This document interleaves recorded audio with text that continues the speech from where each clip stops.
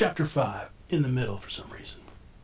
At Charleston's 30th birthday party, he and Gary played video games, ate cake, and humored Charleston's mother as she struggled to prepare roast beef and sprouts, the sprouts being detested by all concerned, but for some reason mandatory. Her small ranch-style house sat out in Orange County, almost an hour from their Reseda apartment. Danielle, Charleston's younger sister, stopped in for a few minutes and a glass of wine.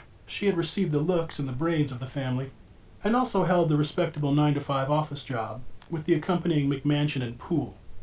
She'd married a lawyer and spawned a pair of attractive children. Charleston hugged her and chatted for a minute until they ran out of topics and had to move on. He muddled through and humored his niece and nephew, pretended to be happy, acted like his life was on some sort of reasonable trajectory. That night, out in his mom's backyard, the two comedians fired up a ceremonial joint.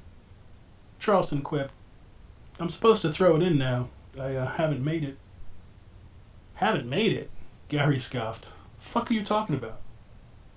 He shook his head lower and lower. "Neither of us has even been on TV. Real TV. We're dead, inert, non-conductive, antimatter. Big L losers." Gary passed him back the joint. "Fuck that noise. I get paid doing what I love. What the hell else are you gonna do?" Charleston searched the stars. "That's the scary part." "Yeah, no shit. Want to hear something scarier?" Gary crouched with theatricality. Do I have a choice?" "Here's your choice." Giordano glared up.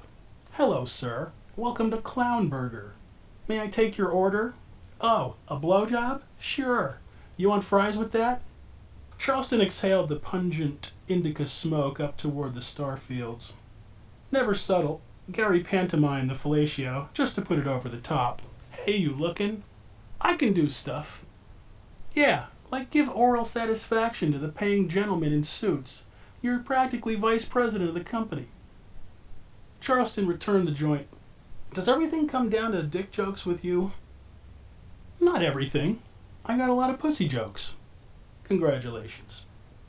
Gary feigned indignation. "You quit now and you're just a fucking quitter." "That's your bumper sticker or life advice?" "I stand by it. I ain't quitting till they have to knock down a wall, to bring in a crane to haul my lifeless, bloated corpse off the stage of the sleaziest piece of shit comedy club in the seediest rundown city on the worst fucking night of humanity. The greatest tragedy in all of recorded comic history. I'll have that etched on your tombstone." "Thank you." Charleston's mother threw open the screen door behind. "Are you guys smoking weed out here?" They turned to face her. "Yeah." "My God, the neighbors are going to call the police. What's the matter with you?" Charleston snuffed out the joint. We're done," she said. "Gary Giordano, you're always getting Charlie into your stupid shit." Gary suppressed a smile. "Yeah, I'm a bad influence." She stared them down like an alpha bitch. "You two had better grow up now. 30 years, Charlie. That's the wake-up call. Everybody knows that." "I know, Mom, I know. Get your shit together." She pointed at Gary. "You go inside. I want to talk to my son." Gary scurried back to video game land. She sat on a patio chair, and he sat beside her. "Oh, Charlie." She sipped her Pinot Noir. "Your father was reckless, too. It's always concerned me." "What do you mean?" Heavy talk. The cannabis kicked in and knocked at his head. "Genes, genetics," she slurred. "I mean, this comedy fantasy, it's not real. It's silliness." "I don't think so." "Well, you're an idiot. You're going to be in your 30s, no job, no security, work history, no health insurance, wife, kids, all that normal stuff that people do in their lives." Charleston slumped and peered about the backyard with melancholy. "I guess I'm abnormal, so what? It's free country." She turned with pity in her eyes. "Like your father, the musician, had to do his own thing. Everybody else be damned."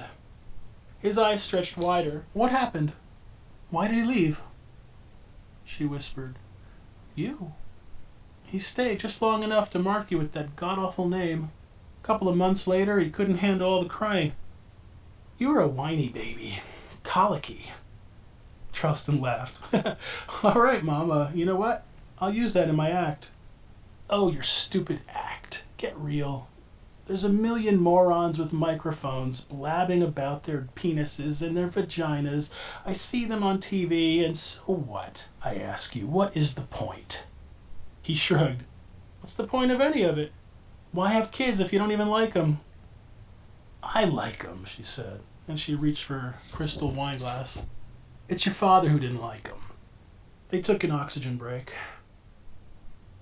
His mother sprang up with a sudden surge. Your real presence in the garage, but you'll have to win it first, sucker. Charleston shot to his feet. What? What is it? You'll see. Maybe. The garage still housed their forest green ping-pong table. On it sat a medium-sized box wrapped in Spider-Man paper. He chuckled.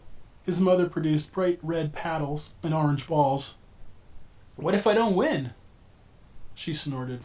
If you can't defeat a buzzed old lady and you want to be a TV star, I don't even want to think about it. Quick as lightning, she smacked the plastic ball across the net and passed him. Ha! You little punk. You ain't got nothing. The two battled across the 6-inch net until Charleston racked up 21 points. Ha ha! It is mine, all mine. He dove for the box and ripped it open. Inside was a new laptop computer. This is great, Mom. Thank you. They embraced. She said, so you can make a proper resume and get yourself a real job. He stepped back and keep all my jokes in order. Stupid. Her palm whacked at his upper arm. You need to return to school and figure out what you really want to do with your life. I worry about you, Charlie. Don't worry about me. I work 7 nights a week. Yeah, for 20 minutes. You should come by and stay for a few days before school returns. As a grammar school teacher, she had the summer off. Yeah, I'll think about it. I'm busy, though, you know. She rolled her eyes and snatched up her glass. Yeah, everybody's always so busy. She downed the last gulp of her dark red wine. Then she smashed the glass onto the concrete floor where it disintegrated.